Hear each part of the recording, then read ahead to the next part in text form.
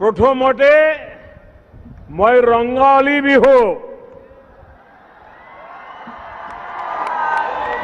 আৰু অসমীয়া নৱবৰ্ষৰ শুভেচ্ছা জনাইছো। उत्सव और उमंग के इस मौसम में असम के विकास की धारा को और गति देने का आज ये जो भव्य समारोह है उसमें मुझे भी आपके उस उमंग के साथ जुड़ने का अवसर मिला है। आज इस ऐतिहासिक नगर से मैं असमिया गौरव, असम के विकास में अपना योगदान देने वाली यहां की सभी महान संतानों का स्मरण करता हूं और आदरपूर्वक उन सबको नमन करता हूं। साथियों, भारत रत्न भूपेन हजारिका जी का गीत है, बोहाग माठो एटी ऋतु नॉय नो होय बोहाग एटी माँ असोमिया जातिरी आयुष रेखा गोनो जियोनो रेखा। असम की जीवन रेखा को अमिट और प्रखर बनाने के लिए हम दिन रात आपकी सेवा करने का प्रयास करते रहते हैं। इसी संकल्प के साथ बार बार आपके बीच आने का मन करता है। असम आज शांति के लिए, विकास के लिए एकजुट होकर उत्साह से भरा हुआ है। और मैंने अभी थोड़ी देर पहले ही कार्बी आंगलोंग में देखा और मैं अनुभव कर रहा था, क्या उमंग, क्या उत्साह, क्या सपने, क्या संकल्प। साथियों, थोड़ी देर पहले मैंने डिब्रूगढ़ में नए बने कैंसर अस्पताल और वहां बनी सुविधाओं को भी देखा। आज यहां असम के 7 नए कैंसर अस्पतालों का लोकार्पण किया गया है। एक जमाना था 7 साल में एक अस्पताल खुल जाए तो भी बहुत बड़ा उत्सव माना जाता था। आज वक्त बदल चुका है, एक दिन में एक राज्य में 7 अस्पताल खुल रहे हैं।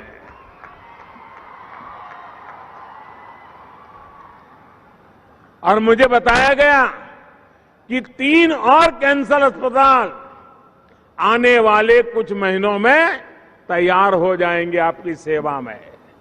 इनके अलावा आज राज्य के 7 नए आधुनिक अस्पतालों का निर्माण कार्य भी प्रारंभ हो रहा है। इन अस्पतालों से असम के अनेक जिलों में अब कैंसर के इलाज की सुविधा और बढ़ेगी। अस्पताल आवश्यक तो है और सरकार बना भी रही है, लेकिन मैं जरा कुछ उल्टी ही शुभकामना देना चाहता हूं। अस्पताल आपके चरणों में है, लेकिन मैं नहीं चाहता हूं कि असम के लोगों के जिंदगी में अस्पताल जाने का मुसीबत आ जाए। मैं आप सबके स्वास्थ्य की कामना करता हूं। आपके परिवार के किसी को भी अस्पताल जाना न पड़े और मुझे खुशी होगी कि हमारे सारे नए बनाए अस्पताल खाली ही रहे। लेकिन अगर आवश्यकता पड़ जाए कैंसर के मरीजों को असुविधा के कारण मौत से मुकाबला करने की नौबत नहीं आनी चाहिए और इसलिए आपकी सेवा के लिए भी हम तैयार रहेंगे। भाइयों और बहनों, असम में कैंसर के इलाज के लिए इतनी विस्तृत, इतनी व्यापक व्यवस्था इसलिए अहम है क्योंकि यहां बहुत बड़ी संख्या में कैंसर डिटेक्ट होता रहा है। असम ही नहीं, नॉर्थ ईस्ट में कैंसर एक बहुत बड़ी समस्या बन रहा है। इससे सबसे अधिक प्रभावित हमारे गरीब परिवार होते हैं, गरीब भाई बहन होते हैं, हमारे मध्यम वर्ग के परिवार होते हैं। कैंसर के इलाज के लिए कुछ साल पहले तक यहां के मरीजों को बड़े बड़े शहरों में जाना पड़ता था और इसके कारण एक बहुत बड़ा आर्थिक बोझ गरीब और मिडिल क्लास परिवारों पर पड़ता था। गरीब और मिडिल क्लास की इस परेशानी को दूर करने के लिए बीते 5-6 सालों से जो कदम यहां उठाए गए हैं, उसके लिए मैं पूर्व मुख्यमंत्री सर्बानंद सोनोवाल जी को और वर्तमान मुख्यमंत्री हेमंत जी और टाटा ट्रस्ट को बहुत बहुत साधुवाद देता हूं, बहुत बहुत बधाई देता हूं।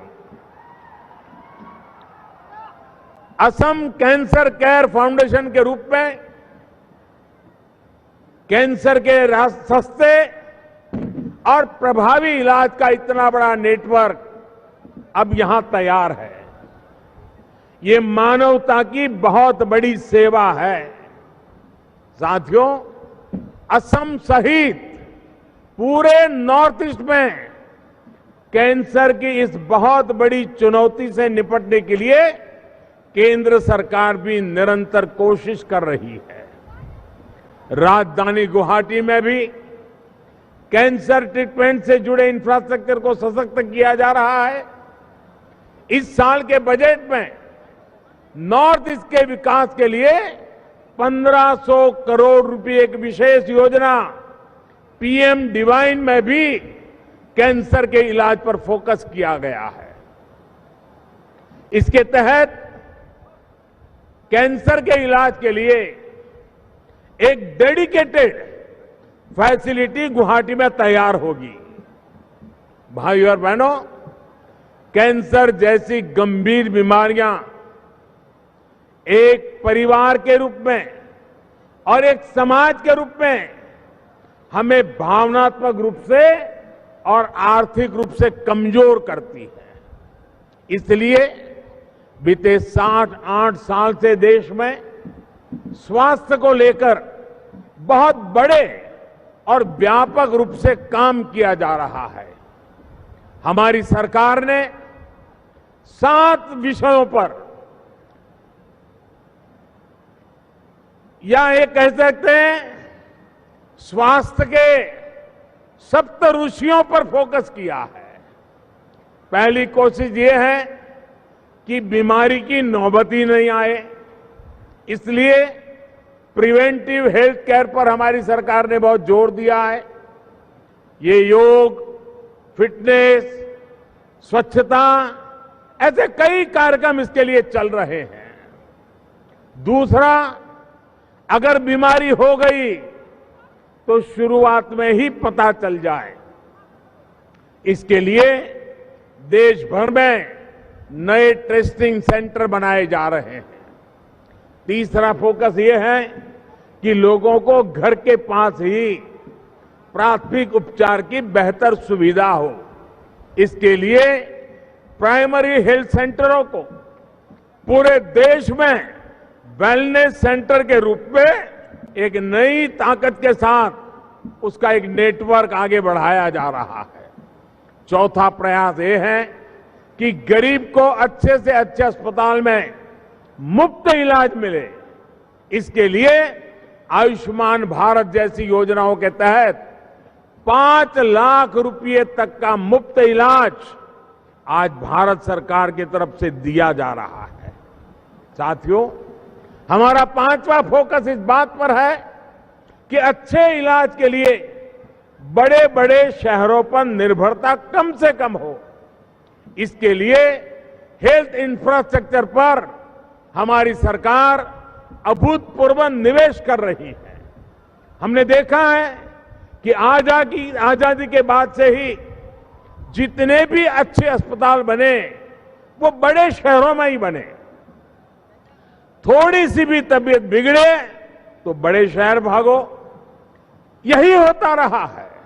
लेकिन 2014 के बाद हमारी सरकार इस स्थिति को बदलने में जुटी हुई है। साल 2014 से पहले देश में सिर्फ 7 एम्स थे। इसमें से भी एक दिल्ली वालों को छोड़ दें तो कहीं एमबीबीएस की पढ़ाई नहीं होती थी, कहीं ओपीडी नहीं लगती थी, कुछ अधूरे बने पड़े थे।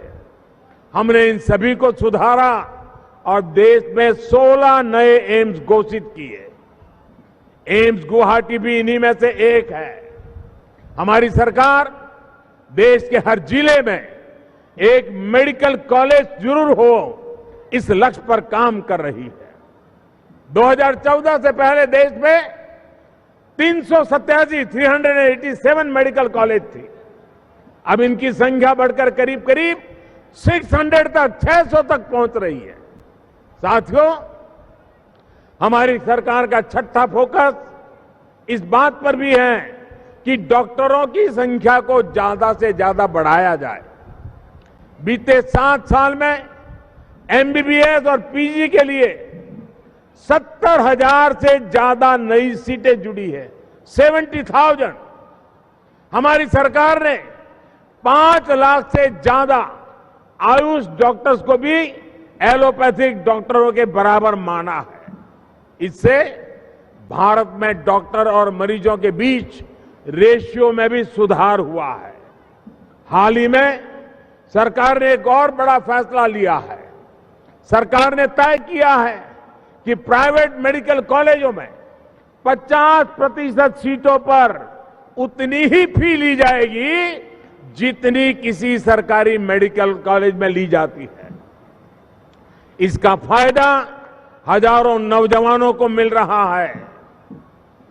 देश को आजादी के बाद जितने डॉक्टर मिले, हमारी सरकार के प्रयासों से अब उससे भी ज्यादा डॉक्टर अगले 10 वर्ष में मिलने जा रहे हैं। साथियों, हमारी सरकार का 7वां फोकस स्वास्थ्य सेवाओं के डिजिटाइजेशन का है। सरकार की कोशिश है कि इलाज के लंबी लंबी लाइनों से मुक्ति हो, इलाज के नाम पर होने वाली दिक्कतों से मुक्ति मिले।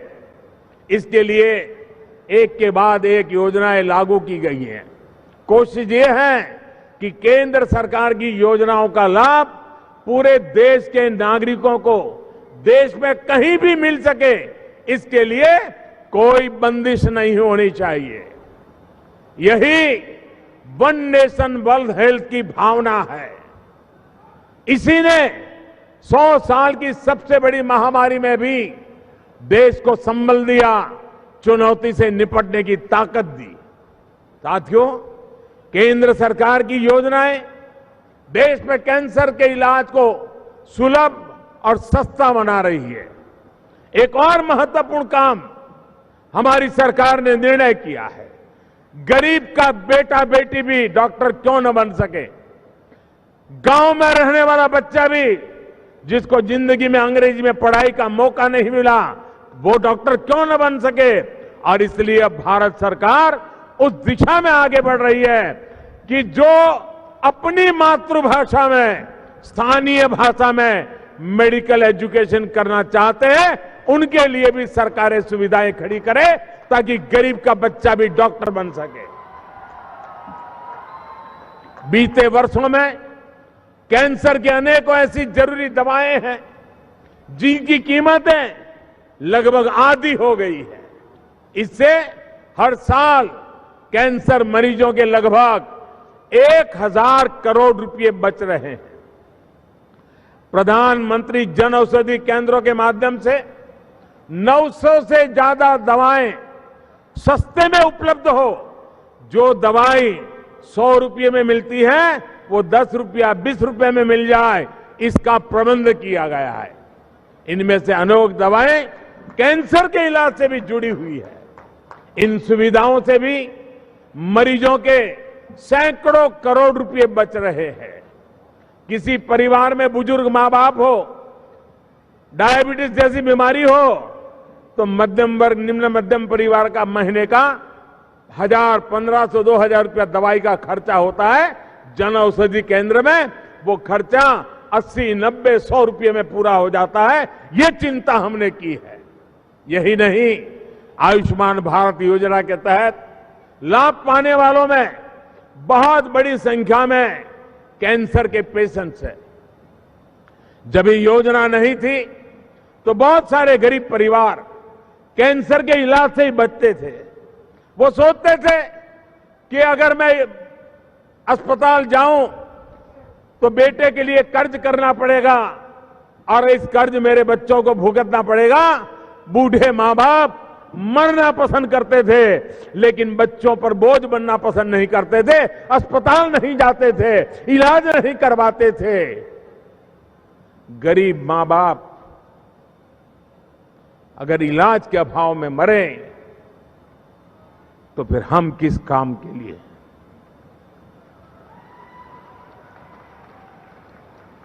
विशेष रूप से हमारी माताएं, बहनें, वो तो इलाज ही नहीं करवाती थी। वो देखती थी कि इलाज के लिए कर्ज लेना पड़ता है, घर और जमीन बेचनी पड़ती है। हमारी माताओं, बहनों, बेटियों को इस चिंता से भी मुक्ति करने का भी काम हमारी सरकार ने किया।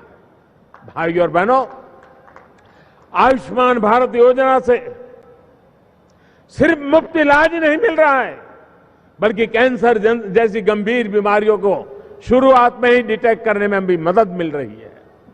असम सहित पूरे देश में जो हेल्थ एंड वेलनेस सेंटर खुल रहे हैं, उनमें 15 करोड़ से अधिक साथियों की कैंसर से जुड़ी जांच हो चुकी है। कैंसर की स्थिति में तो ये बहुत जरूरी है कि जल्द से जल्द बीमारी का पता चले। इससे बीमारी को गंभीर बनने से रोका जा सकता है। साथियों, देश में मेडिकल इंफ्रास्ट्रक्चर को मजबूत करने का जो अभियान चल रहा है, उसका लाभ भी असम को मिल रहा है। हेमंता जी और उनकी टीम हर जिले में मेडिकल कॉलेज खोलने के राष्ट्रीय संकल्प के लिए प्रशंसनीय प्रयास कर रही है। केंद्र सरकार ने यह सुनिश्चित किया है कि ऑक्सीजन से लेकर वेंटिलेटर्स तक सारी सुविधाएं असम में लगातार बढ़ती रहे। क्रिटिकल केयर इंफ्रास्ट्रक्चर असम में तेजी से जमीन पर उतरे, इसके लिए असम सरकार ने बेहतरीन काम करने की दिशा में अनेक कदम उठाए हैं। भाई और बहनों, कोरोना के संक्रमण से देश और दुनिया लगातार लड़ रही है। भारत में टीकाकरण अभियान का दायरा बहुत बढ़ गया है। अब तो बच्चों के लिए भी अनेक वैक्सीन अप्रूव हो गई है। प्रिकॉशन डोज के लिए भी अनुमति दे दी गई है।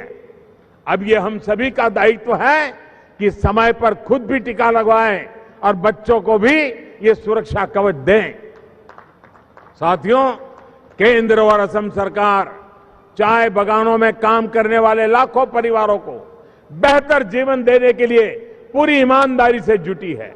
मुफ्त राशन से लेकर हर घर जल योजना के तहत जो भी सुविधाएं हैं, असम सरकार उनको तेजी से चाय बागानों तक पहुंचा रही है। शिक्षा और रोजगार के अवसरों को बेहतर बनाने के लिए भी लगातार कोशिश की जा रही है।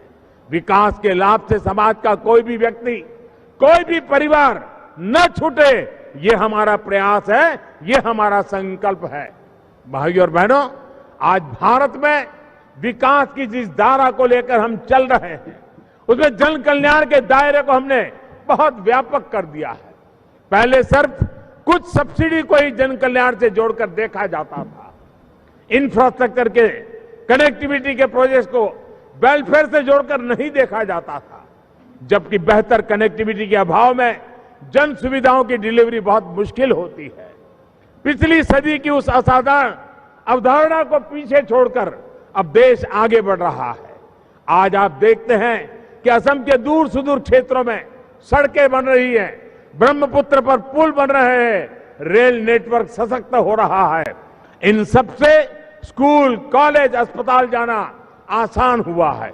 रोजी रोटी के अवसर खुल रहे हैं, गरीब से गरीब को पैसे की बचत हो रही है। आज गरीब से गरीब को मोबाइल फोन की सुविधा मिल रही है, इंटरनेट से जोड़ा जा रहा है। इससे उसे सरकार की हर सेवा प्राप्त करना आसान हुआ है। भ्रष्टाचार से मुक्ति मिल रही है। भाइयों और बहनों, सबका साथ, सबका विकास, सबका विश्वास और सबका प्रयास की सोच के साथ हम असम और देश के विकास को गति देने में जुटे हैं। हमारी कोशिश है कि असम की कनेक्टिविटी सशक्त हो, यहां इन्वेस्टमेंट के नए अवसर बने। असम में निवेश के लिए अनेक संभावनाएं हैं। इन संभावनाओं को हमें अवसरों में बदलना है। चाय हो, ऑर्गेनिक खेती हो, ऑयल से जुड़े उद्योग हो या फिर टूरिज्म, असम के विकास को हमें नई बुलंदी तक ले जाना है। साथियों, आज असम का मेरा यात्रा मेरे लिए बहुत यादगार है। एक तरफ मैं उन लोगों से मिलकर के आया हूं जो बम बंदूक का रास्ता छोड़ करके शांति की राह पर विकास की धारा में जुड़ना चाहते हैं, और अभी मैं आप लोगों के बीच में हूं जो बीमारी के कारण जिंदगी जो में जूझना न पड़े, उनके सुख शांति की व्यवस्था हो, और उसमें आप लोग आशीर्वाद देने आए हैं। बिहू अपने आप में सबसे बड़ा उमंग और उत्सव का त्योहार, और आज हजारों माता बहनों ने, मैं असम में बहुत सालों से आ रहा हूं, शायद ही कोई बिहू ऐसा हो जब मेरा उस समय आसाम का दौरा न हुआ हो, लेकिन आज मैंने इतनी बड़ी तादाद में एक साथ माताओं बहनों को बिहू में झूमते हुए देखा। मैं इस प्यार के लिए, इस आशीर्वाद के लिए विशेष करके आसाम की माताओं बहनों को प्रणाम करता हूं, उनका हृदय से बहुत बहुत धन्यवाद करता हूं। साथियों, एक बार फिर श्रीमान रतन टाटा जी खुद यहां पहुंचे। उनका नाता चाय से शुरू हुआ और चाह तक विस्तृत हुआ है, और आज आपके उत्तम स्वास्थ्य के लिए भी वो हमारे साथ शरीक हुए हैं। मैं उनका भी स्वागत करते हुए एक बार फिर आप सभी को ये अनेक नई सुविधाओं के लिए बहुत बहुत शुभकामनाएं देता हूं। बहुत बहुत धन्यवाद। मेरे साथ पूरी ताकत से बोलिए, भारत माता की, भारत माता की, भारत माता की। बहुत बहुत धन्यवाद।